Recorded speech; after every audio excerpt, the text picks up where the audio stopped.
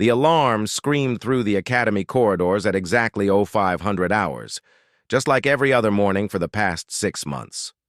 Zara Chen rolled out of her narrow bunk, her feet hitting the cold metal floor of dormitory Block C. At barely 5 feet tall and weighing less than a standard field pack, she looked more like a lost child than a military cadet. "Move it, Tiny!" barked Cadet Vex, a towering Thorian whose species averaged 8 feet in height. His blue-scaled hide gleamed under the harsh fluorescent lights as he shouldered past her toward the shower facilities. "Real soldiers need the facilities first." Zara said nothing. She had learned long ago that responding only made things worse. The Galactic Defense Academy prided itself on accepting cadets from all member species, but that didn't mean they all got along. Humans were relatively new to the galactic community, having joined only 50 years ago, and they were still viewed by many as fragile primitives. She grabbed her uniform from the wall locker and dressed quickly. The standard-issue combat fatigues hung loose on her small frame, making her look even younger than her 19 years. Around her, cadets from a dozen different worlds prepared for another day of training. Most ignored her completely. The mess hall buzzed with conversation in multiple languages as Zara made her way to the food dispensers. She selected a basic protein bar and synthetic juice, finding an empty table in the corner where she could eat in peace. Through the massive windows, she could see the Academy's training grounds stretching toward the horizon under the pale light of Kepler 442b's twin suns. "Mind if I sit?" Zara looked up to see Cadet Nix, one of the few who had ever spoken to her civilly. The young Centauri had smooth gray skin and large black eyes that seemed to see everything. Unlike most of their classmates, Nix had never treated her like she was invisible. "Sure," Zara replied, gesturing to the empty bench across from her. Nix settled down with his meal, a bowl of something that looked like purple soup. "Heard we're starting combat simulations this week. Advanced scenarios." Zara nodded. She had been both dreading and anticipating this moment. Physical training had been challenging enough with her size disadvantage, but combat simulations would push her to her absolute limits. Most of the other cadets had natural advantages. Thorians were incredibly strong, Centauri had enhanced reflexes, and the insectoid Kethvar could move with frightening speed. "You worried?" Nix asked, reading her expression. "Always," Zara admitted. "But that's nothing new." After breakfast, the cadets assembled in the main courtyard for morning briefing. Instructor Thane, a veteran of the Outer Rim conflicts, stood before them like a granite statue. His cybernetic eye swept across the formation, cataloging every detail. "Today marks the beginning of Phase 3 training," he announced, his voice carrying easily across the courtyard. "Combat scenarios based on real galactic conflicts. You will be tested not just on your individual skills, but on your ability to work as a unit." Zara felt her stomach tighten. Team exercises were always the worst. She inevitably ended up as the weak link, the one others had to protect or work around. "Teams of 5 have been randomly assigned," Thane continued. "When I call your name, form up with your squad." The instructor began reading names from his tablet. Zara waited, watching as groups formed around her. Cadet Vex ended up with 4 other large, physically imposing species. Their team looked like they could punch through a bulkhead. Squad 7, Chen, Nix, Kayla, Jorik, and Voss. Zara joined her assigned teammates near the edge of the formation. She knew them all by sight, though she had rarely spoken to any except Nix. Kayla was a fierce-looking Centauri female with ritual scars covering her arms. Jorik, a massive Thraxian, towered over everyone despite being one of the younger cadets. Voss belonged to a species she couldn't immediately identify, humanoid, but with distinctive ridged features and silver-white hair. "Great," Jorik muttered, looking down at Zara. "We got the human. Might as well forfeit now." Give her a chance, Nix said quietly. She scored higher than most of us on the theoretical exams. Theory doesn't stop bullets, Kayla added, though her tone was less dismissive than Jorik's. Instructor Thane led them to the simulation center, a massive complex filled with holographic projectors and environmental controls that could recreate any battlefield condition. Squad 7 was assigned to Simulation Chamber 4, a room the size of a small hangar. Your scenario, hostile alien contact on mining colony Epsilon 7, Thane explained as they stepped inside. Intelligence suggests raiders from an unknown species have taken control of the main settlement. Your mission is reconnaissance and rescue of civilian personnel. You have standard equipment and 1 hour to complete the objective. The chamber flickered to life around them. Suddenly they stood on the surface of a barren world under a blood-red sky. A small colony spread out before them, its prefabricated buildings clustered around a massive mining facility. Smoke rose from several structures, and scorch marks on the ground suggested recent weapons fire. The team's equipment materialized on a nearby table: 5 assault rifles, basic armor, communication gear, and various tactical accessories. Most of the weapons were sized for average galactic species, making them oversized and clunky in Zara's small hands. "I'll take point," Jorik announced, hefting his rifle like it weighed nothing. "Kayla, you're with me. Nix, cover our right flank. Voss, watch the rear." "What about Chen?" Nix asked. Jorik shrugged. "She can carry extra ammo or something. Try not to get in the way."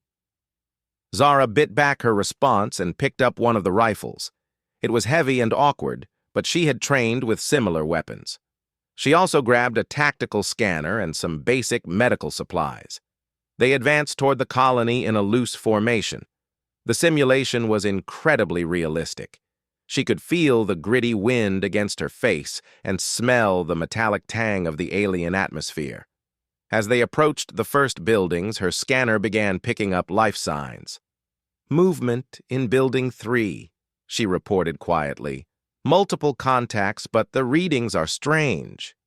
"Strange how?" Kayla asked, pausing behind cover. Zara frowned at her scanner. "The biosignatures are off, not matching any known species profiles." Before anyone could respond, a window exploded outward from the building she had indicated.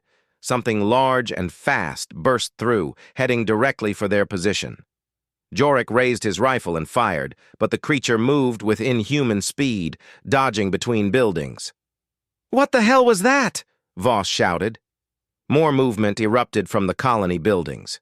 The raiders weren't any known species, they were something else entirely. Tall, spindly creatures with too many joints and skin that seemed to shift and ripple like liquid. They moved in ways that defied normal biology, flowing around obstacles and changing direction impossibly fast. The team found themselves under immediate attack. Energy blasts scorched the ground around them as they sought cover behind a supply depot. The creatures coordinated their assault with frightening intelligence, flanking and surrounding the cadets within minutes. "Fall back to the ridge," Jorik ordered, firing burst after burst at their attackers. But as they retreated, Zara noticed something the others missed. Her scanner was picking up human life signs from the colony's main administration building, the civilian personnel they were supposed to rescue. "Wait," she called out. "The hostages are still in the admin building. We can't just leave them." "We're outnumbered and outgunned," Kayla replied, pausing to return fire. "The mission parameters didn't account for these things." "Since when do real combat situations follow parameters?" Zara asked. She was right, and they all knew it. This was exactly the kind of thinking the Academy was trying to develop. Adaptability under pressure. Commitment to the mission objectives even when circumstances changed dramatically. "The building's surrounded," Voss pointed out. "How do you propose we get in there?" Zara studied her scanner readings, cross-referencing them with the colony's structural plans that appeared on her tactical display. "There's a maintenance tunnel system, runs under the whole complex." "Too narrow for most of us," Jorik said. immediately understanding her implication. But not for me. The team exchanged glances. The plan was dangerous and relied entirely on Zara's small size and agility. If she got caught in the tunnels, there would be no way for the others to help her. I can create a distraction, Kayla offered.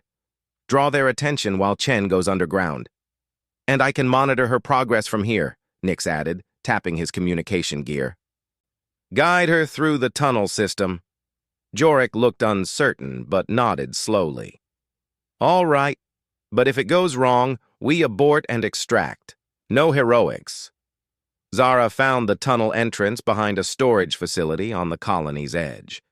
It was barely wide enough for her shoulders, confirming that none of her larger teammates could have attempted this approach. She crawled through the narrow passage, following Nix's directions through her comm unit. The tunnels were dark and cramped, filled with the hum of machinery and the occasional skitter of small maintenance robots. Every few meters, access panels provided glimpses of the colony above. Through one, she could see the strange raiders moving through the streets with predatory grace. "You're approaching the admin building?" Nix's voice whispered in her earpiece. "Multiple hostiles on the ground floor, but I'm reading civilian bio signs on the second level." Zara found an access shaft that led upward into the building itself. She climbed carefully, trying not to make any noise that might alert the creatures below. The shaft opened into a utility closet on the second floor. She emerged to find herself face to face with 12 terrified colonists huddled in what had once been a conference room. Men, women, and children from various species looked up at her with desperate hope. "Galactic Defense Academy," she whispered, showing them her identification. "I'm here to get you out." But as she began organizing the evacuation, her comm unit crackled with urgent voices. The situation outside had deteriorated rapidly. Her teammates were pinned down and running low on ammunition. The creatures had somehow detected the tunnel system and were beginning to search for her. Zara realized that getting the civilians to safety would require more than just her small size and agility. It would take something else entirely, something that had nothing to do with physical strength or natural advantages. It would take the one thing that made humans truly dangerous in a galaxy full of bigger, stronger, faster species. The ability to think of solutions that no one else would consider. The willingness to take risks that seemed impossibly stupid to more logical minds. The human talent for turning weakness into strength and disadvantage into opportunity. Looking at the frightened faces around her, Zara began to smile. She had an idea that would either save them all or get everyone killed. In other words, a perfectly human plan. "Listen carefully," she told the civilians. "We're going to do something that's going to seem completely insane, but that's exactly why it might work." Outside, the creatures were closing in. Her teammates' situation was becoming desperate. But for the first time since arriving at the academy, Zara Chen felt like she was exactly where she belonged. The simulation was about to learn why humans had earned their place among the stars, despite being smaller and weaker than almost every other species in the galaxy. Sometimes the most dangerous predator was the one everyone underestimated. Zara's plan was elegantly simple and completely insane, which made it perfectly human. Instead of trying to sneak the civilians out through the heavily monitored tunnel system, she was going to walk them out the front door of the administration building in broad daylight. "You want us to do what?" Dr. Yenin, the colony's chief administrator, stared at her in disbelief. The elderly Zentauri's usually calm demeanor had cracked under the stress of the situation. "Trust me," Zara said, already moving to implement her plan. "These creatures hunt by movement and heat signatures, right? They're ambush predators, designed to track fleeing prey." She began distributing the building's emergency thermal blankets to each civilian. The reflective material would mask their heat signatures from most sensors. But the really clever part came next. Zara activated the building's fire suppression system, flooding the lower levels with flame-retardant foam. The thick white substance poured through the corridors. creating perfect visual cover. At the same time, she triggered every automated system in the building: elevators, lighting panels, ventilation fans, even the coffee makers in the break rooms. "The creatures are intelligent hunters," she explained as she worked, "but they're used to hunting individual prey, not dealing with technological chaos. Every moving part in this building is now creating noise, motion, and electrical interference."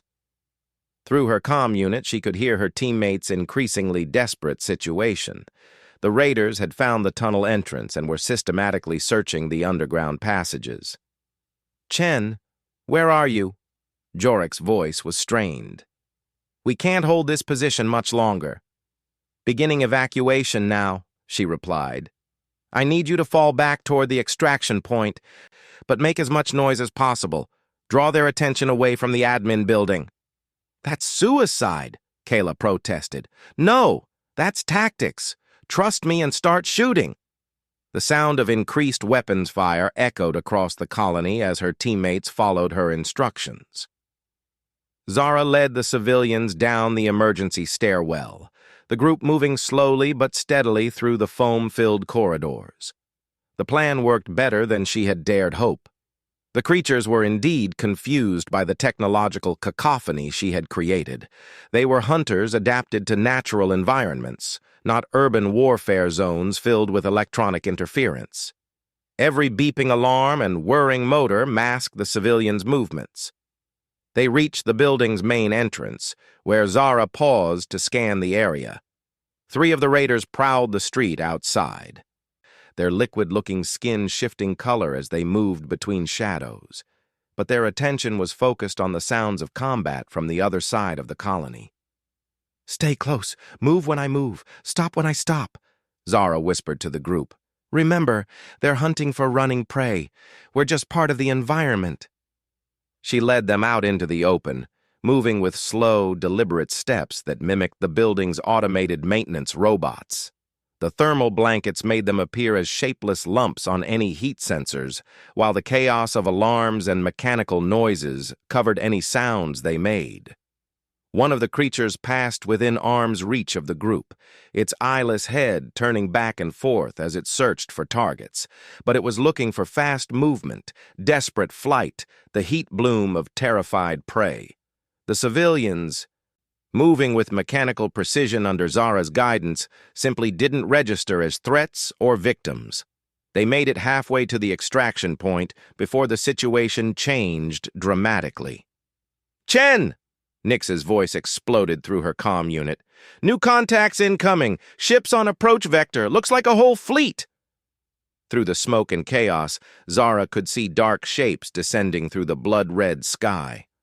Not the raiders' vessels, but something else entirely.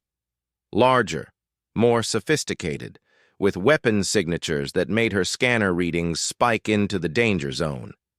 The simulation was evolving, adding complications that hadn't been in the original briefing. This was what separated advanced training from basic exercises. The Academy's systems were designed to test adaptability, not just memorized responses. "Those aren't raiders," she realized aloud, watching the approaching ships. "There's something else. Military formation, attack vectors optimized for orbital bombardment." The raiders seemed to sense the new threat as well. Their hunting behavior changed instantly, becoming more aggressive and desperate. They were no longer just hunting the Academy cadets. They were competing with something much more dangerous for control of the colony. Zara's group was still in the open when the first bombardment began. Energy beams lanced down from the approaching fleet, turning buildings into molten slag. The temperature spiked as superheated air rolled across the colony like a wave. "The extraction point's been compromised," Jorek reported, his voice barely audible over the destruction. "Whatever those ships are, they're targeting everything that moves." Zara's mind raced through the available options. The original plan was falling apart, but that was exactly when human adaptability became most valuable. Every other species in the galaxy had evolved to follow patterns, to stick to what worked in their natural environments. Humans had evolved to break patterns, to find solutions that defied conventional logic. "New plan," she announced to both her team and the civilians. "We're not evacuating anymore, we're attacking." "Have you lost your mind?" Dr. Yenin gasped. "Probably," Zara admitted cheerfully. "But here's the thing about those ships up there. They're using our defensive positions to target ground threats. They think we're the enemy because we're hiding and running like prey." She began stripping equipment from the civilians' emergency kits, looking for anything that could be repurposed. Fire extinguishers, emergency beacons, even the thermal blankets could be weaponized if you thought creatively enough. So instead of acting like prey, we're going to act like the one thing they'll definitely recognize as non-threatening. "Which is?" Nix asked through the comm. "Maintenance workers doing their jobs." It was the kind of plan that only worked because it was so audacious that no rational military mind would expect it. Zara distributed the emergency equipment to the civilians, turning them into a mock maintenance crew. The fire extinguishers became industrial cleaning units. The emergency beacons became work lights. The thermal blankets became protective gear for hazardous duty workers. "Dr. Yenin, you're the supervisor," she explained as she worked. "Everyone else, you're here to clean up after the battle. Those ships up there are going to see exactly what they expect to see. Local workers trying to restore basic services." The approaching fleet was clearly military, but they weren't necessarily hostile to the colony itself. They were responding to the raider threat, trying to eliminate what they perceived as a dangerous infestation. Maintenance workers restoring power and communications after an attack would be seen as helpful, not threatening. Zara activated every piece of emergency equipment she could find, creating the appearance of organized repair efforts throughout the colony. Emergency lighting flickered on in damaged buildings. Backup generators hummed to life. Communications arrays began broadcasting standard maintenance frequencies. To orbital observers, it would look like local personnel were already working to restore the facility's operational status. The kind of thing you'd want to protect, not destroy. "Chen, you're either a genius or completely insane." Kayla's voice came through the comm with something that might have been admiration. "Why not both?" Zara replied, leading her civilian crew toward her teammate's position. "How's your ammunition situation?" "Critical. We've got maybe 10 minutes of sustained fire left." "Good enough. I need you to stage a fighting retreat toward Building 7. Make it look like you're protecting critical infrastructure." Building 7 housed the colony's main power distribution center. If the orbital fleet thought Academy cadets were defending essential facilities from raiders, they might provide support instead of bombardment. The plan required perfect timing and incredible trust between team members who barely knew each other. But as Zara coordinated the evacuation-turned-deception, she realized something important was happening. Her teammates weren't just following her orders, they were improving on them. Nix began using his communications gear to broadcast fake maintenance reports, creating the illusion of organized repair efforts. Jorik positioned himself where orbital observers would see him as a security guard protecting civilian workers. Even Kayla started laying down covering fire in patterns that suggested defensive positions around critical infrastructure rather than random combat. The transformation was remarkable. What had started as a routine rescue mission had become something much more complex, a demonstration of adaptive tactical thinking under extreme pressure, exactly the kind of problem-solving that marked truly elite military units. When the orbital fleet finally established communication with the surface, they found what appeared to be a textbook counter-raider operation. Academy cadets protecting civilians, while maintenance crews worked to restore essential services. The raiders, caught between ground forces and orbital support, were systematically eliminated. "Simulation complete," Instructor Thane's voice echoed through the chamber as the environment flickered and dissolved around them. "Return to briefing room for evaluation." The team stood in the empty simulation chamber, breathing hard and covered in synthetic sweat from the realistic environmental effects. For a moment, nobody spoke. That was... Jorek started, then stopped, apparently unable to find the right words. Completely insane, Kayla finished, and it worked perfectly. Voss, who had barely spoken during the entire exercise, looked directly at Zara for the first time. I misjudged you. We all did. But Zara was already thinking ahead to the debrief session. Instructor Thane would want to know how they had adapted to the changing scenario, how they had coordinated under pressure, and most importantly, how they had turned a potential disaster into a tactical victory. What she couldn't tell him was that something else had happened during the simulation. Something that had nothing to do with the Academy's training programs or evaluation metrics. For the first time since arriving at the Academy, she had felt the respect of her teammates. Not grudging acceptance or protective sympathy, but genuine respect for her abilities and judgment. It was a feeling she could definitely get used to. As they walked toward the briefing room, Nix fell into step beside her. "So, what's your secret?" he asked quietly. "How did you know all that would work?" Zara smiled, remembering something her grandmother had told her years ago. "My species spent thousands of years being the smallest, weakest predators on our world. We survived by being too stubborn to know when we were beaten and too creative to fight fair." "And that's why you're here? At the Academy?"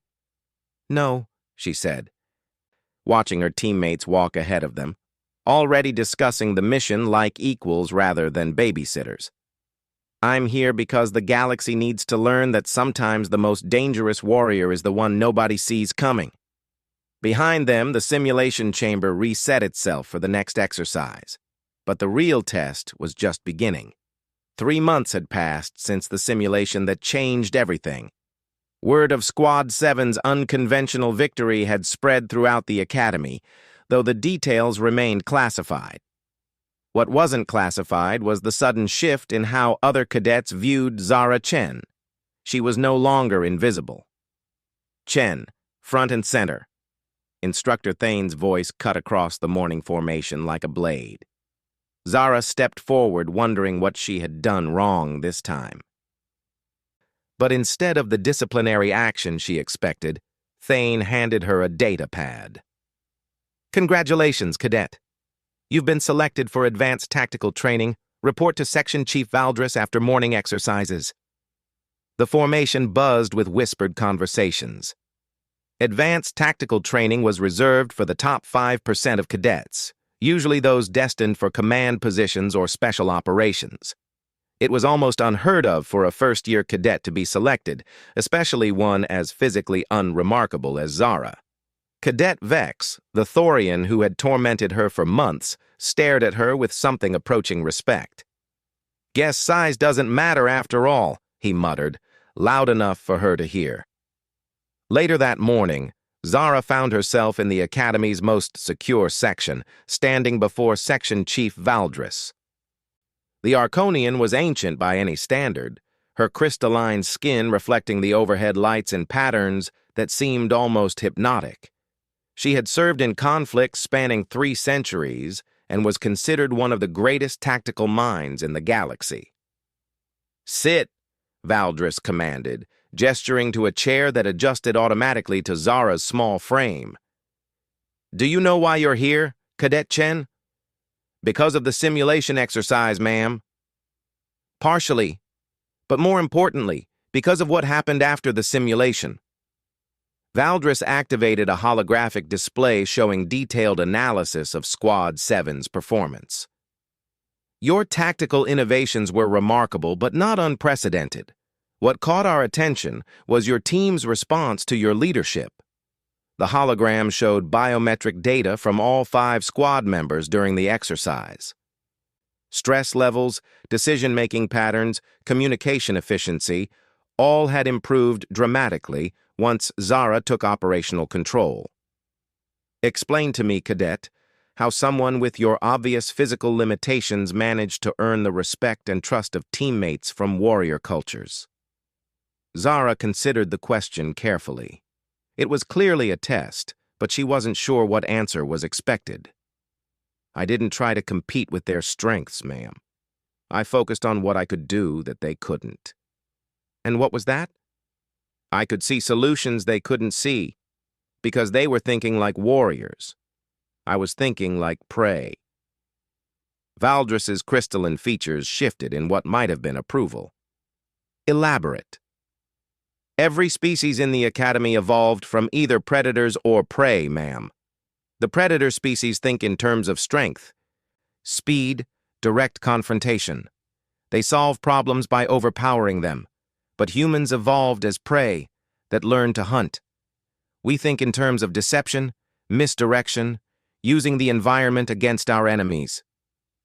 And you believe this gives you an advantage? Not an advantage, ma'am. A different perspective. In the simulation, my teammates saw a fortress to assault. I saw a stage where we could perform a deception. Valdris stood and walked to the window overlooking the Academy's grounds.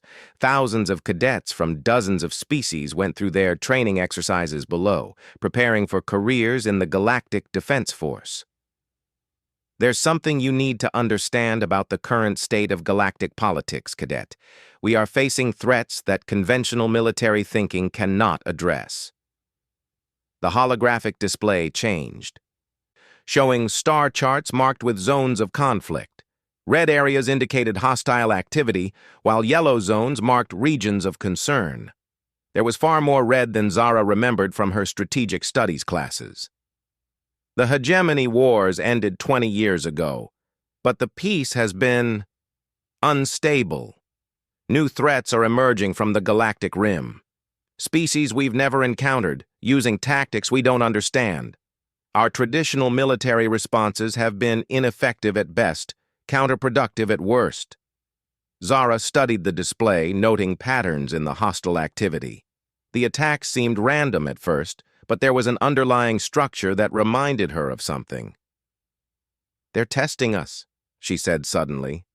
"Not trying to conquer territory, just probing our responses to different tactical approaches." Exactly. And what does that suggest to you? They're learning, adapting, preparing for something bigger. Valdris returned to her desk, regarding Zara with those ancient, multifaceted eyes. Which brings me to why you're here. The Defense Force is forming a new unit, unconventional warfare specialists, cadets who can think beyond traditional tactical frameworks. She activated another hologram, this one showing a sleek starship unlike any design Zara had ever seen. It was smaller than a typical military vessel, but its lines suggested speed and stealth rather than raw firepower. The ship is called Shadow Hunt. Its crew will be drawn from Academy graduates who demonstrate exceptional adaptability and unconventional thinking. They'll be tasked with missions that require finesse rather than force. Zara felt her pulse quicken. This was what she had dreamed of since arriving at the Academy, a chance to serve in a role that valued her unique abilities rather than tolerating her limitations.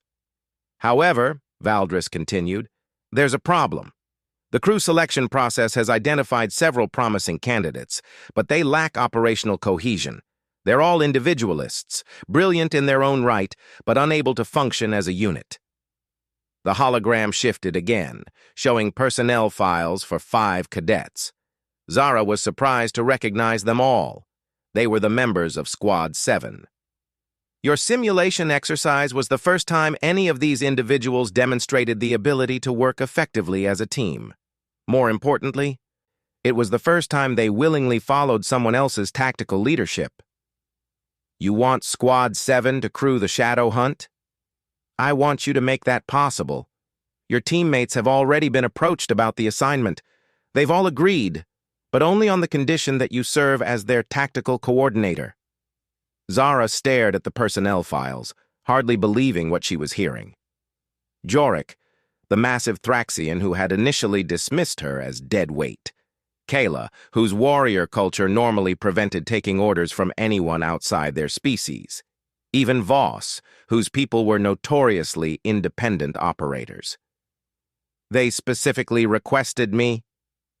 More than that, they made it clear they wouldn't accept the assignment without you. Valdris leaned forward. That level of trust is exceptionally rare, Cadet Chen. The question is whether you're prepared to earn it. Before Zara could respond, alarms began blaring throughout the academy. Emergency lights bathed the office in harsh red illumination as automated announcements echoed through the corridors. This is not a drill. All personnel to battle stations, unknown vessels approaching system perimeter. Valdris was already moving, accessing real-time tactical data from the Academy's defense network. The holographic display showed multiple contacts dropping out of hyperspace at the system's edge, sleek, predatory shapes that matched no known ship designs. "The tests are over," Valdris said grimly. "Time for the real examination." Within minutes, Zara found herself in the Academy's command center alongside her former squad mates. The massive chamber buzzed with activity as instructors and senior cadets coordinated the facility's defensive preparations. Through the center's massive windows, they could see defense platforms powering up their weapon systems. 37 vessels, reported a Centauri communications officer. No response to standard hails. They're maintaining formation at the hyperspace limit. Admiral Korth, the Academy's commandant, stood at the center of the tactical display. The elderly Thorian's expression was grim as he studied the enemy formation. Analysis suggests these are the same unknown hostiles responsible for attacks on the Rim colonies, he announced to the assembled staff. All Academy vessels are to remain in defensive positions. Cadets are to evacuate to secure sections. But even as the evacuation order went out, Zara could see that something was wrong with the tactical situation. The enemy ships weren't moving to attack. They were just waiting. "They're not here to fight," she said quietly to her teammates. "This is another test." "Test of what?" Nix asked. Zara studied the enemy formation, noting how the ships were positioned relative to the Academy's defensive grid. "They want to see how we respond to a threat we can't understand. They're measuring our tactical flexibility." "So what do we do?" Kayla demanded. "We give them something they won't expect." Without waiting for permission, Zara approached Admiral Korth. The massive Thorian towered over her, but she had learned that size meant nothing when ideas were what mattered. "Sir, request permission to attempt communication with the hostile vessels." "Cadet, you are supposed to be in the secure sections with the other first years." "Yes, sir. But I believe these ships aren't here to attack. They're conducting intelligence gathering. If we can demonstrate that we understand their real purpose, we might be able to establish dialogue." Admiral Korth's expression suggested he thought she had lost her mind. But before he could refuse, Section Chief Valdris appeared at Zara's shoulder. "Admiral, I recommend we allow Cadet Chen to proceed. Her tactical insights have proven illuminating." The bridge fell silent as everyone turned to stare at the tiny human who had somehow earned the support of the Academy's most respected tactical instructor. Admiral Korth studied Zara for a long moment, then nodded slowly. "Very well, Cadet. But if this goes wrong, you'll spend the rest of your career explaining it to a military tribunal." Zara took position at the communications station, ignoring the stares of everyone around her. She opened a channel to the enemy fleet, but instead of the standard military frequencies, she broadcast on the Academy's educational network. "Unknown vessels, this is Cadet Chen of the Galactic Defense Academy. We recognize that you are conducting tactical evaluation of our defensive capabilities. We're prepared to demonstrate adaptive strategic thinking in a non-threatening environment, requesting permission to present alternative response scenarios for your analysis." For long seconds, nothing happened. Then, slowly, one of the enemy ships broke formation and approached the Academy. As it drew closer, its sleek hull began projecting holographic displays, visible even through the command center's windows. The displays showed tactical scenarios, dozens of different ways the unknown species could have attacked the Academy, along with projected casualty figures and strategic outcomes. It was clear they possessed overwhelming military superiority, but they weren't here to use it. Incredible, Admiral Korth breathed. They're sharing their tactical analysis with us. They're teachers, Zara realized, or maybe students. They want to understand how we think, and they want us to understand how they think. More ships broke formation, surrounding the academy in a complex pattern that somehow felt more like a classroom arrangement than a military blockade. Each vessel began broadcasting different tactical scenarios, creating a three-dimensional lesson in strategic thinking that spanned the entire star system. "This is unprecedented," Valdris said, her crystalline features reflecting the light from the alien holograms. "First contact through tactical education rather than military confrontation." But Zara was already thinking beyond the immediate situation.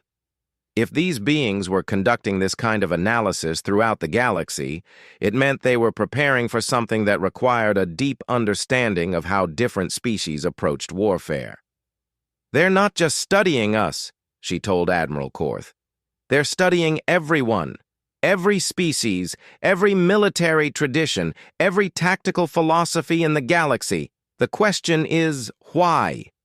The answer came as more enemy ships appeared throughout the system, their formations revealing the true scope of their operation. This wasn't an invasion or even a reconnaissance mission.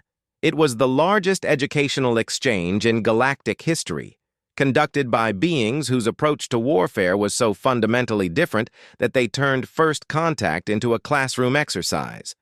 And somehow, the smallest cadet in the academy had become the interpreter for a conversation that would reshape galactic politics forever. As alien holograms painted the sky with tactical scenarios beyond anything the Defense Force had imagined, Zara Chen realized that her real education was just beginning. The academy had taught her to think like a warrior. Now she would learn to think like something even more dangerous, a teacher who could reshape how an entire galaxy understood the nature of conflict itself. The unknown species had found exactly what they were looking for in humanity, a perspective that could bridge the gap between predator and prey, between traditional wisdom and adaptive innovation. And they had found it in the most unlikely place imaginable. A small human who had spent her entire academy career being underestimated. In the command center of the Galactic Defense Academy, surrounded by beings who finally understood that size had nothing to do with strength, Zara smiled. The galaxy was about to learn what humans did best, turn every disadvantage into an opportunity, and every enemy into a teacher. The real war wasn't coming. It was already here, fought with ideas instead of weapons, and humanity had just won the first battle.